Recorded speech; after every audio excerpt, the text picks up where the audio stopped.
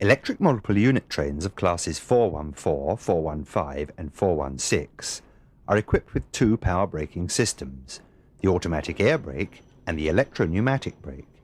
The first of these, the automatic air brake, forms the vital fail-safe brake and works on a principle established many years ago.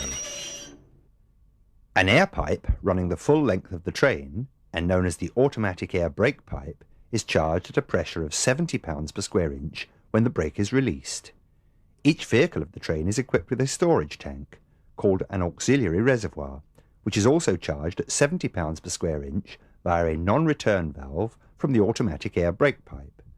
So we can see that when the brake is released, 70 pounds per square inch of air is charged throughout the train and in each auxiliary reservoir. When the driver makes a brake application, he does so by reducing the pressure in the automatic air brake pipe. On each vehicle of the train, adjacent to the auxiliary reservoir, is an item of equipment called a triple valve. When the automatic air brake pressure is reduced during a brake application, the air in the auxiliary reservoir is allowed to flow into the brake actuating cylinders, thus applying the brake. This flow is proportional to the reduction in the automatic air brake pipe pressure, so that as the driver gradually reduces this pressure, each and every triple valve responds to this reduction by permitting air to discharge from the auxiliary reservoirs to the brake actuating cylinders. To release the brake, the driver once again charges the automatic air brake pipe to 70 pounds per square inch, which in turn recharges the auxiliary reservoirs to 70 pounds per square inch, and the triple valves permit the air in the brake actuating cylinders to exhaust to atmosphere. It is important to understand that with this braking system, the brake application is graduable in application only. Once a release is effected, it will always be a full release. Because the automatic air brake is applied by reduction of the pressure in the automatic air brake pipe, we can see that this brake will automatically apply if this pressure is reduced in any of the following circumstances. A passenger pulls the communication cord. The guard or other member of the train crew operates an emergency brake valve. The train accidentally splits into two or more parts. A flexible section of the automatic air brake pipe between two vehicles bursts. The driver releases his grip on the power controller, actuating the driver's safety device. The driver is also able to initiate a non-graduable reduction in the automatic air brake pipe pressure by selecting the emergency position on the brake controller. This position simply dumps the air pressure more rapidly and, therefore, gives a faster full application of the brake. We shall look at the positions of the brake controller in more detail later. Before a train is taken into service, the continuity of the automatic air brake pipe is tested by the train crew. This test involves the charging of the brake pipe by the driver from the head-end cab, after which the guard checks that 70 pounds per square inch is registered on the automatic air brake pipe gauge on the rearmost vehicle. The guard now discharges the pressure, thus applying the brake, and, at the same time, the driver opens the master switch, preventing the automatic air brake pipe from being recharged. The guard observes that, after closing his valve, the pressure does not recharge for a few moments. The driver now closes the master switch again, recharging the automatic air brake pipe. When the pressure again rises to 70 pounds per square inch on the rear-end vehicle, the train crew may consider the brake continuity test to be successful. This vital safety test, which is also carried out on every occasion that the consist of the train is changed, establishes that the automatic air brake pipe is continuous throughout the length of the train, and that no master switch is closed in any cab but the leading cab. The second of the power braking systems, the electro-pneumatic brake, is not a fail-safe brake. A second air pipe runs the full length of the train and is called the main reservoir pipe. This pipe and the connected main reservoirs are charged at 90 pounds per square inch directly from the electrically driven compressors. It is from this source that the automatic air brake pipe is charged via a reducing valve and the driver's brake controller. However, this main reservoir pressure is also used for the electro-pneumatic service brake.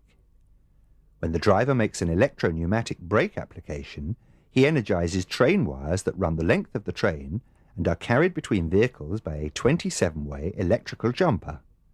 On each vehicle, electromagnetic valves permit air to flow from the main reservoir pipe to the brake actuating cylinders, thus applying the brake, and from the brake actuating cylinders to atmosphere in release. The maximum pressure that can be applied to the brake actuating cylinders is 50 pounds per square inch, and the pressure is continuously graduable between 0 and 50 pounds per square inch in both application and release. The electro-pneumatic brake has advantages over the automatic air brake as a service brake. It is quicker to operate, acts simultaneously throughout the train, and has a more positive response to fine graduations in braking requirements, and is ideally suited to high-density commuter service where fast and frequent braking is the norm. However, we can see that any interruption in the electrical supply throughout the train, such as the rupturing of a fuse or the tripping of a protective circuit breaker, will render the brake totally or partially inoperative. It is for this reason that the electro-pneumatic brake is always superimposed over the automatic air brake, affording the driver the security of a fail-safe braking system. The electro-pneumatic brake is tested by the train crew on each occasion that the automatic air brake is tested. The driver makes a full service application from the head end, and the guard observes a reading of 50 pounds per square inch on the brake cylinder gauge of the rearmost vehicle. Now let's look at the actual operation of the two power braking systems. When a driving cab is opened up, the driver first unlocks the master switch by means of his master key. When this switch is moved away from the off position, an air valve below the driver's brake controller is opened.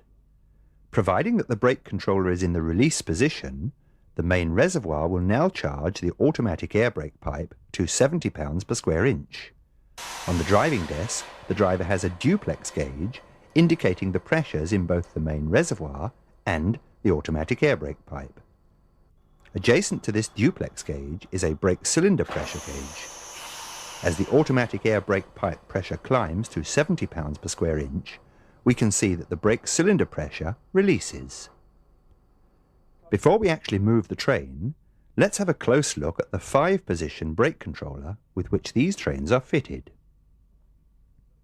The number 1 position is called release. When the brake controller is in this position, as we have seen, the automatic air brake pipe is charged to 70 pounds per square inch and the electro-pneumatic brake is fully released. When the brake controller is moved from position 1 towards position 2, the electro-pneumatic brake is gradually applied.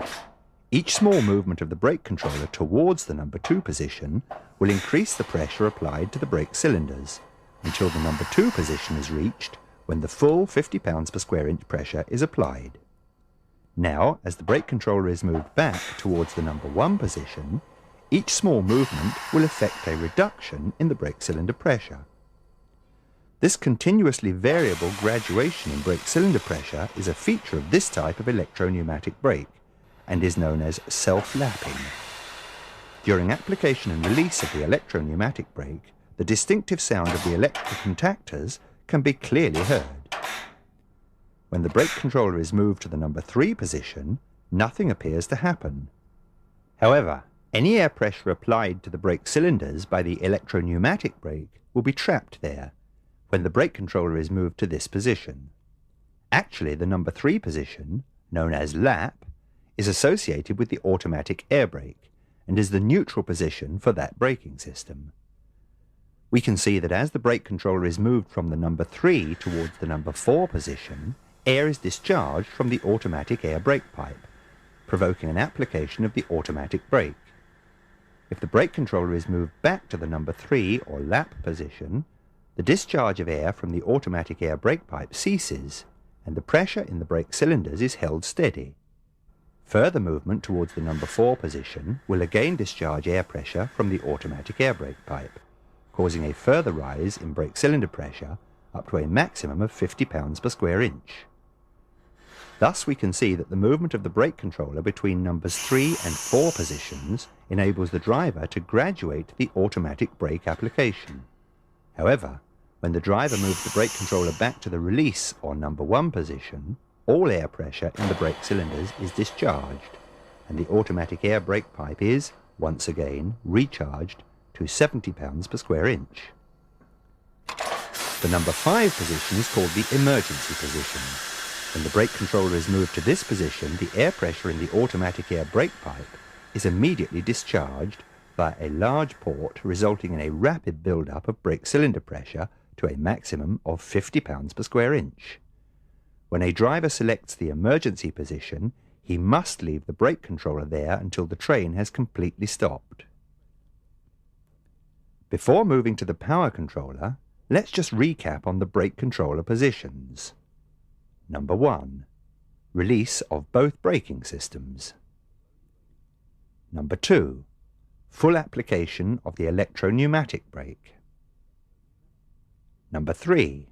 Lap, the neutral position for the automatic air brake. Number 4. Full service application of the automatic air brake. Number 5. Emergency. Once the automatic air brake pipe is fully charged, the driver may now move the reverser switch to either forward or reverse positions. However, in order to do this, he must first hold down the power controller handle. The power controller is provided with 4 positions, successively applying more power to the train motors. On this type of train, however, the power may not be successively reduced by moving the power controller back to a lower setting. To reduce the power applied to the motors, it is necessary to return the power controller to the off position, then reselect the required power position. The positions of the power controller are off, shunt, series, parallel, and weak field. A most important feature of the power controller is the driver's safety device. With the reverser switch in either the forward or reverse positions, in other words when the train is in motion, the driver must maintain hand pressure on the power controller handle. Should he fail to do so, the driver's safety device will instantly cut off any power to the train motors and rapidly discharge the automatic air brake pipe pressure, causing a full brake application. Now that we have examined the principles of the 2 power braking systems fitted to this type of train, let's join the driver in the cab on a run from London Bridge Station to Cannon Street, Platform 3. We can see that the driver has only selected the Notch 2 or series position on the power controller. Between London Bridge and Cannon Street, a speed restriction of 20 miles per hour is in force throughout.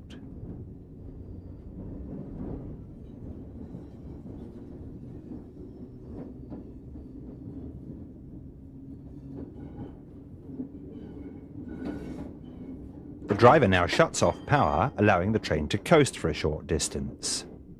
However, because of the curvature, it is soon necessary to reapply power, in this case to Notch 1.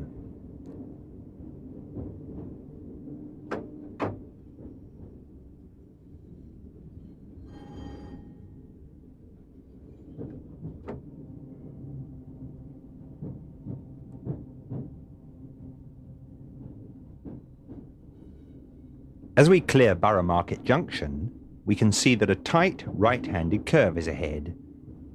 Inside the right-hand running rail is a check rail.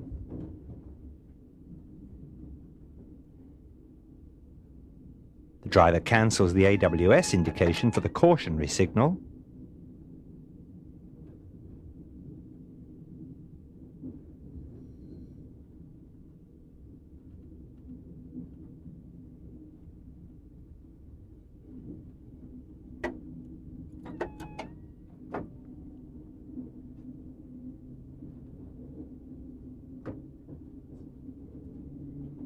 As we approach Cannon Street Inner Home Signal, we can see that it is cleared for entrance to Platform 3.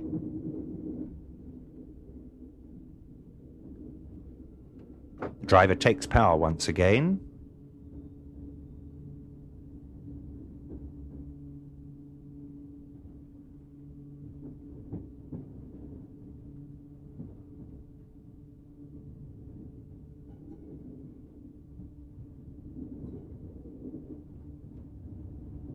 As we make our approach to platform 3, power is shut off for the last time. Entering platform 3, which is approximately 650 feet long, the driver makes a further light brake application of the EP brake and then releases, permitting the train to coast up the platform line.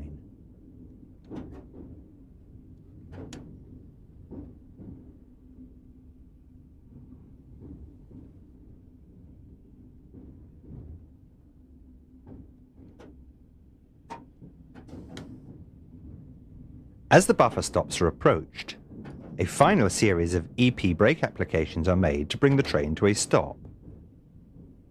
Just before the moment when the train becomes stationary, the brake controller is moved back to the release position so that the actual point of stopping occurs with a reducing brake pressure. This final action prevents the train stopping with a jolt. The driver now blows down the automatic air brake pipe and opens the master switch, thus closing down the cab. Now let's rerun the last stages of the trip, the actual entry into Cannon Street Station, and simulate a fault on the electro-pneumatic brake. To the right of the gauges on the driver's desk is a green lamp indicating that the electrical supply to the electro-pneumatic brake is good, and the brake, therefore, is functional. As we approach the station at slow speed, the electrical supply to the electro-pneumatic brake fails. Should the driver not observe the indication given by the EP supply lamp and commence to make his service brake application, his attention will immediately be drawn to the fault by the lack of distinctive EP contactor sound, and of course, the failure of any brake application to register. The driver must now react immediately by making an application of the automatic air brake. If he judges that the distance to run is now too short for a normal service application of the automatic air brake, he has final recourse to the emergency position on the brake controller. The selection of the emergency position at such low speed will bring the train to a dead stop in a very short distance, and this position should not be selected unless there is danger of collision.